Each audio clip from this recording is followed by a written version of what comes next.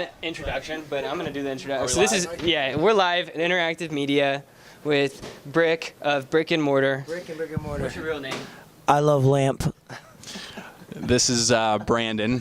Brandon Azraf. Is that how you pronounce it? Brick, so I just thought about Anchorman. Oh yeah. I love lamp.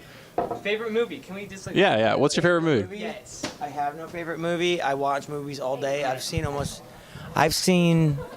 almost every movie there is to see. I'll watch any movie. I'm like the cable guy. Adam Sandler. No, the cable guy is actually Jim Carrey. Millennial. You don't even know the major act. Tuning out or back into the interview. You've got me all stuttered. What's your demographic? Demographic for our band? Yeah. Really weird 30 to 40-year-olds. More normal 15-year-olds, it seems. I don't know. A lot of young kids like what we do. A lot of the Adult Swim generation loves what we do. But really, we're like a cult band. So really, it's like we have a pretty wide spread of ages.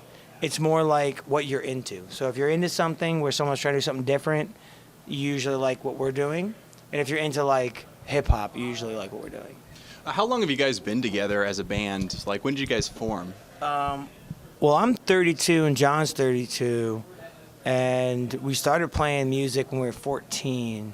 Wow. But we just played instrumental, not as Brick and Mortar. And then when I was like 25, John was about to join another band that sung, and I was like, I better sing, or John's gonna leave. So I just straight up started singing, and I was awful. Did you smoke cigarettes or? Probably smoked cigarettes and weed, but like it was really that. Like the first song I ever sang, we were instrumental and we were playing this show, and I just at this place Java Joint, and I went right when we were like done playing our set. I was like, I'm gonna play one more song and I'm gonna sing, and everyone was like, no, we don't want to hear that. That's awful, because we were instrumental. We just rip it like, jam band shit. So you and John are pretty close. It seems like you guys have known each other for a long time. Oh, like too close. Too close. How is that possible? Um. Well, let me ask you this. John definitely tried to fuck my sister. Like, Oh my God. I don't know. Maybe he did. I don't know. I got a bunch of sisters, and I love you all, and I respect you all. You're all respectable ladies.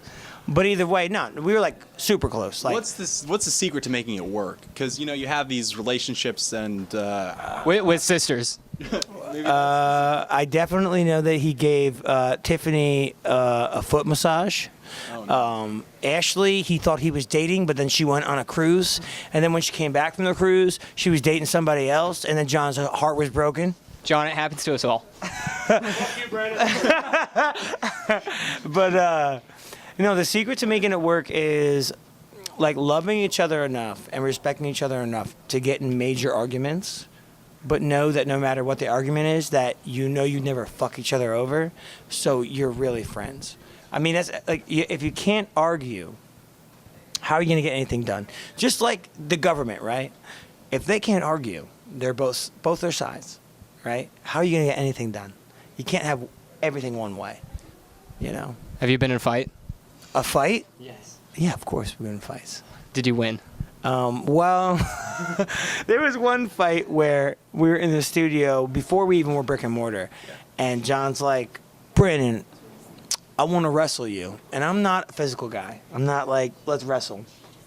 He's a wrestler. Is he a wrestler? John's like a physical guy. He wants to slap box. He wants to wrestle. He's a drummer. Drummers are physical. So he makes me wrestle him in the studio. And we wrestle, and I win. Hands down, win, pin him to the ground. And he's like, well, fuck you, man. I would have won if I didn't have sandals on. That was his excuse. So. It's not a good excuse. But John's like literally. Sandals. When I grew up, I had 5 brothers and sisters. 5? Yeah. And then I also had, John, Feeney, like, these people were all at my house. You know what I mean? So John was more than like, he was like a brother, not like just a friend. Like, we all grew up together since we were 14, like very young. And my house was like, no rules, no parents, do whatever you want. it was like, There was the fun house. yeah, it was a spot you go to. We used to have a game, and the game just entailed us throwing ninja swords at trees and pickaxes at trees. No supervision. We had no supervision. John used to go to my house when I was sleeping. He would just go on my roof and smoke weed. That was my kind of house. Join us. Join us. Come on in. Hey, make sure real quick. Make sure that the red that's recording. Is it okay? It's that's happened before. A part of Brandon's childhood. He wasn't actually. I met Richie later on. So introduce yourself. You are Richie, right? Hello, my name is Richie Brown. And you are part of Brick and Mortar. I am sometimes a part of Brick and Mortar. Part of Brick and And what is your role in Brick and Mortar? What is your role? Really, like, there's no defined role for you. It's just kind of an open-ended. Yeah. I make the projections and the visuals, Really? and then that was actually something that You know what it's more like? You know what it's really kind of like in a weird way? It's almost like, not exactly, but it's like it's like when like a symbiotic. It's this symbiotic thing, or it's turning into it. Usually more for us, where Richie's helping us, but like it turned into this thing where we actually just like each other, so we just kind of like do things or bounce off of each other. I feel like he's the mediator too. He is 100% the mediator I'm the relationship counselor. because Feeney is so scary, our tour manager, and stoic that he doesn't mediate. He just tells us both we're fucking idiots. That's the whole. I always play the role like, so Brandon, what you're really saying when you say this is, it's. Are you married? Am I, Oh my god! am I married? No. No, but Ladies, he's single. well, I mean, No, he's not. I'm not single. I'm just not married. I'm just But I am an ordained minister, so if He's an ordained you minister. are looking to get married, I'll marry you. If you're looking. for the low price of $250. Later. Later. Goodbye. See you tomorrow, Jeff. See you. I thought his shirt said 2. No, you're cool. That's So that's can the band Yokelore that we tour with, and we actually really like them, and that's not like a fictitious statement. Oh, they are very talented guys. That's not normal for a band to like the person like they. It really isn't. It really is not. No. Everyone pretends that they do, They but pretend they're like- they don't like each Except other. for they don't pretend with us. They just don't talk to us. that's what happens to us all. How'd you pick them? Did they pick you, or was like this somebody like how did they Oh, yoke lord?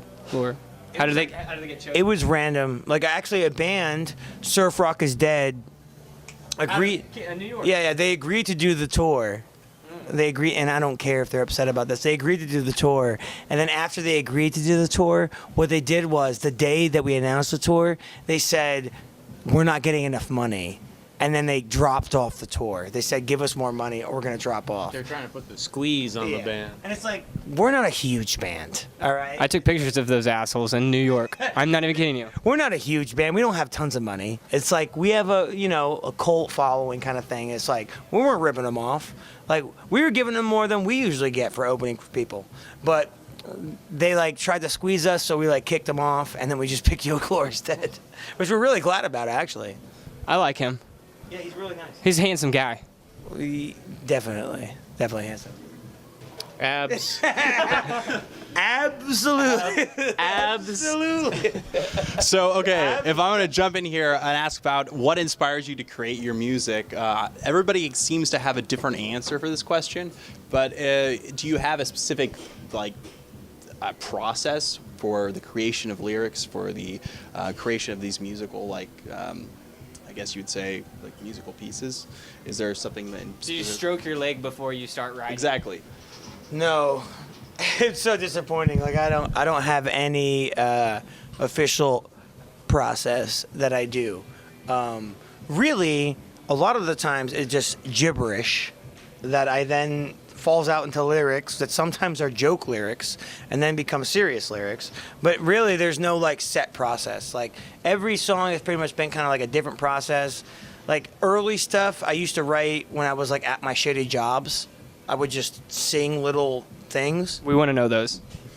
Like Heat Stroke, I was working at lawn doctors. No. Okay. And I remember I was pushing through this lawn and I got the chorus for the song, because I was so upset about my life. And I said heat stroke, yellow, maybe strawberry blue, because it was being a, angry and afraid, and then like angry and scared because like your life sucks because you're a lawn doctor and you have a polyester suit on. Lawn doctor? Is that like? It's like when you fertilize lawn with chemicals and you have like a big, huge machine in front of you that you have to push, and then if it hits a stump, it all falls over and you ruin the rich person's lawn. Jobs of the past. One more. I worked at a library for 9 years. Can I say I believe you? No, I mean that's true. No, if I were to lawn doctor, I would have thought, if I was gauging this correctly, you would have maybe worked in a record store. Never? He looks like a Kevin Smith. Listen, I've always had blue collar jobs where you had to, but I never went to college, so I always just had blue collar jobs. Because if you don't go to, if you go to college, they're like, you could work at a library. You went to college. Yeah.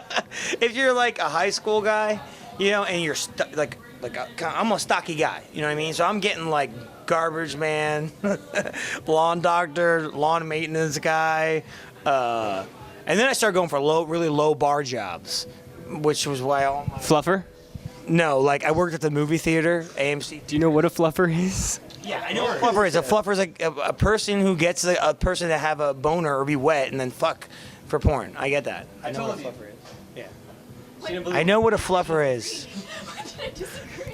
Okay, the song Hollow Tune apparently went through a transformation. Is that correct? Yeah. Well, first when I wrote that song, it was like an apology song to this person that I dated for being too obsessed with what I was doing. But that person actually was an awful person and didn't deserve the apology. And then someone made a music video. And the music video, I felt like made more sense of the song to me. And it made it more like a thing where if you feel like you're alone, the truth is that you're really not. Because there's so many people on the planet that the cool thing about Earth is that no matter how disenfranchised and like meaningless you feel, somebody else mathematically probably feels similar to the way you do. So I didn't really think about that until the music video was made. But so it was kind of like J.K. Rowling after she saw the movie Harry Potter and she just kind of like saw this different meaning to it. But for you, it was the music video. Yeah, kind of like that, and also like obviously like I don't want to think about the first thing because the person sucked. So I choose to think about the second thing. But it was funny though, because like when that video came out, it really did make me think like, wow, I wish I thought more seriously about, and it really did affect like the next things I wrote, because I thought, wow, I have a chance here to say things that might matter to people. Because when you first start writing, you don't ever realize that you can do that. And then you get to a point where you go, okay, what I say like kind of matters a little bit, and there's a responsibility. Like I believe in artistic responsibility to some extent. Like I think that you should be aware, Is Katy Perry doing a good job of that? No. Katy Perry is a stupid ass, rich ass person who doesn't know what the fuck they're doing, and I don't really like her. Put that in there. There you go. Well, we're joined by another person. Hello. You are John. That's correct, from Brick and Mortar. Yes. What do you think about Katy Perry? What do you think about Katy Perry? That shark was pretty cool. I guess. Okay, we're gonna ask the mediator. What do you think about Katy Perry? I'm actually really interested in what she's doing right now with the album, but I'm also sort of on Brennan's side where I feel like she's just pandering to like social people who are interested in social justice and like being woke and all this stuff. But you also have to remember she like grew up in some weird Christian family where they homeschooled her. Yeah. Did she steal Unconditional from gospel community? I don't Contemporary. We don't know shit about contemporary Christian community. I tell you that much. Richie does. For a little while, I was involved in the church when I was a young lad. I got sucked into the youth group, and so I know all the mechanisms that religions use to pull people in, and it's weird. But I totally get it, and like. I'm technically a Jew. Not that I'm a religious guy. I'm not gonna say. I'm gonna ask John a question real quick, and we've already asked Brandon about you guys. You guys have known each other for such a long time. Yeah. Tell us some stories from the back in the day. Can you think of anything? We want to hear your side, really, because you weren't here. You know. Nudity. I already told him that you tried to Like, fuck we my sisters. Yeah. we already talked about that. So. I told him how you thought you were gonna date Ashley, and then she dumped you, and then like Yeah. after she came back from the cruise. Well, next question. We've pretty much cleared up there. Next question. Yeah, I don't even know. I can't even fucking think right now. How many hours have you been awake? I don't know. I don't even. Yeah, pretty much that.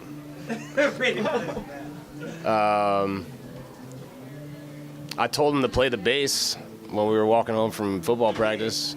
John didn't tell me that. I wouldn't. I played in a bunch of metal bands. Brandon was my best friend at the time, and my band broke up because the fucking singer sucked.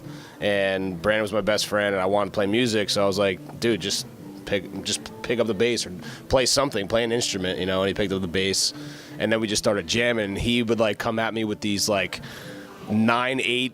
Like 7/8 songo and 5 like, really odd meter shit, but he didn't even know what he was doing. I was like, Brandon, do you realize what you're doing right now? Like, you know, he just like we kind of really like fed off each other, and that's kind of how the whole process began. Stick You to. know what's funny about that? It's like it was easy to do the crazy time signatures, but then John would like try to have me do like a regular time signature where I like riffed a guitar, and I like couldn't even do like a regular. Stick to 4/4. Like a regular white guy guitar strum. I couldn't do it for like years. It was crazy. Like I could do off time shit, like no problem funk shit, easy.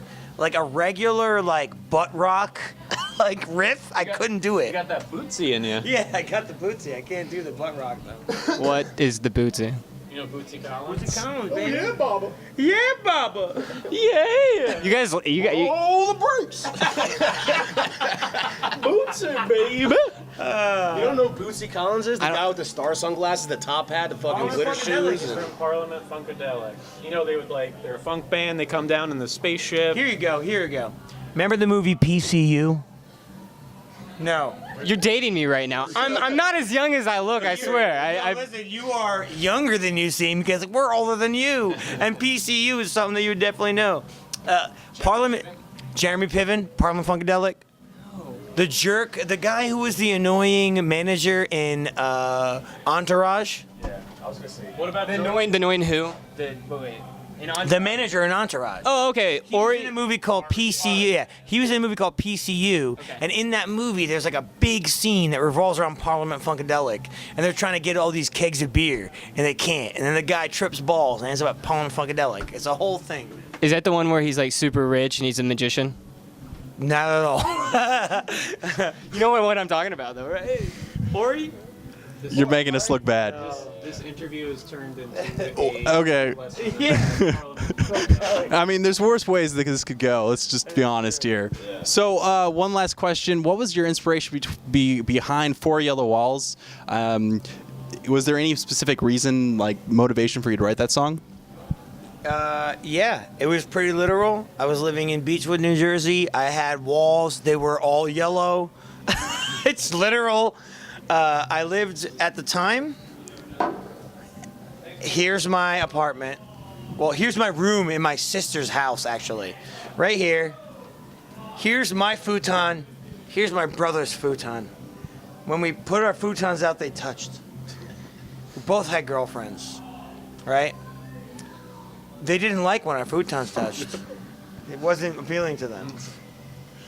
And I wrote the song about my dwindling relationship with a person disappointed in that the fact that my life sucked.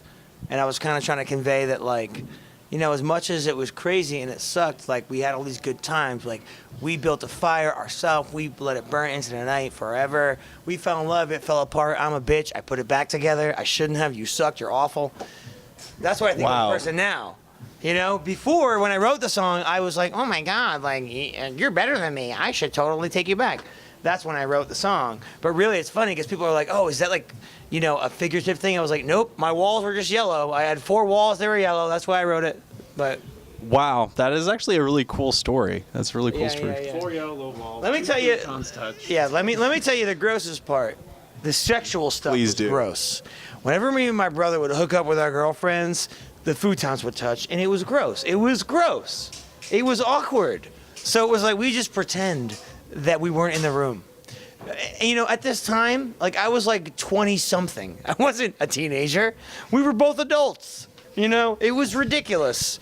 So the lesson here is don't do that. Don't let the futons. Don't let the futons touch. Let the futons touch. On that note, we're going to close up. You're watching interactive interviews with Brick and Mortar. Their newest EP is out, One Little Pill, and we will have links for that in the description to this video. It's dropped again, and the single is One Little Pill, and the second single is Great Escape.